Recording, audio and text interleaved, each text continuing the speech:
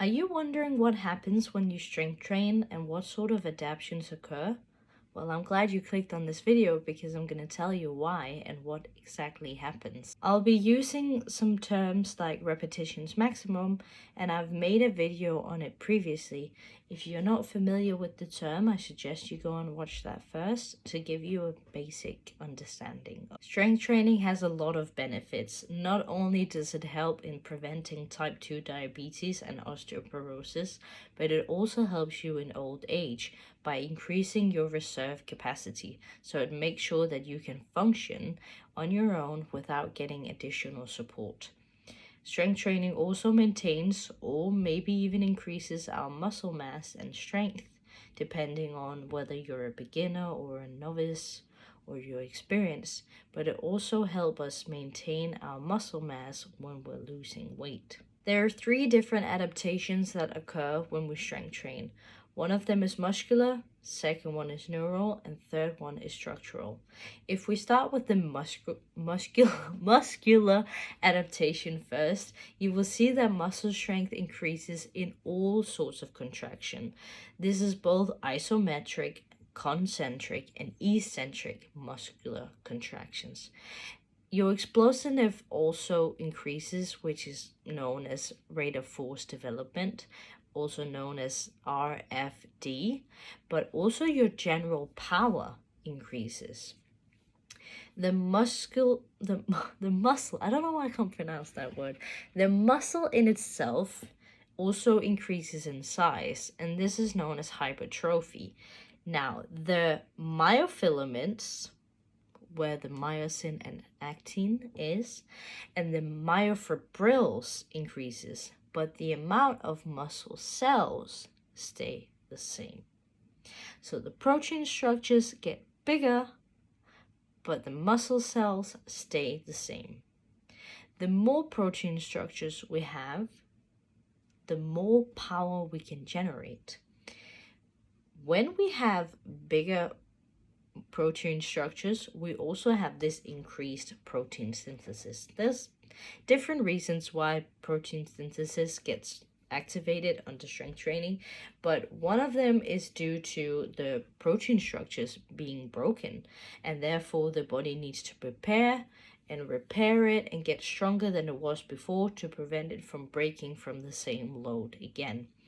The body, when we strength train, also produces anabolic steroids like testosterone, IGF-1, and a growth hormone, which also stimulates the building of, or stimulates protein synthesis. So therefore, the protein structures in the muscles get built.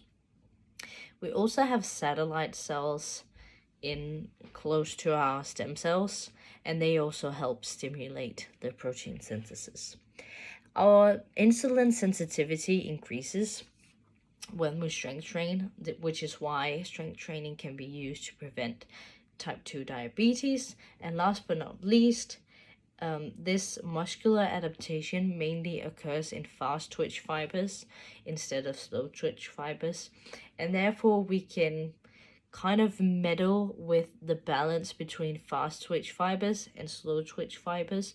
So if we really strength train a lot, then the fast twitch fibers will become bigger and take over a larger proportion of the fiber count in total. A lot of this is also genetic when talking about fibers, but you can meddle with it a bit. So of course, if you perform strength training, you're better off than being inactive or not doing strength training at all. The second adaptation that occurs is neural adaptations, and here we mainly talk about neural drive. Now, what is neural drive? Neural drive is the amount of active motor units that you can recruit voluntarily when you need to perform a contraction.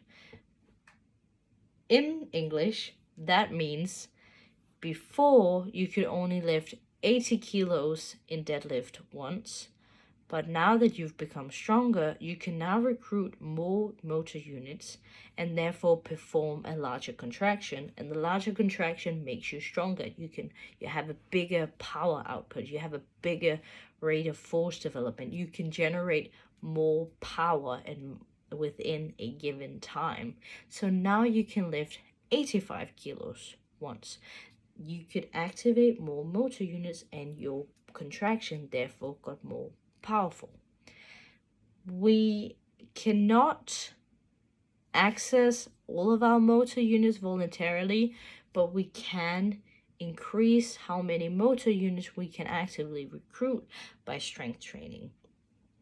The more we can recruit, the more powerful our contraction. Last but not least, we talk about structural adaptations, and here we want to look at bones, ligaments, and tendons. Tendons and ligament strength increases, their cross-sectional area increases, and their protein density increases.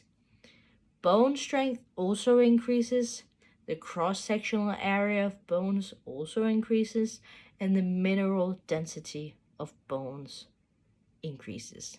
So lots of positive things to add to the list when we talk about strength training. Mainly it's to do with prevention of what occurs later on in life. But if you can find some sort of joy, it doesn't have to be your regular strength training in the gym. It can also be an exercise that you enjoy. Maybe you really like bouldering or climbing. That's also a great way to strength train. It just needs to be something that is fun, progressive, and a big enough load to stimulate the growth of your muscles. Thank you for tuning in. I really appreciate it. I hope this answered some of your questions. If you have any more questions or want further clarification, just write it down below and I'll make sure to help you guys out. Thank you for watching. Bye.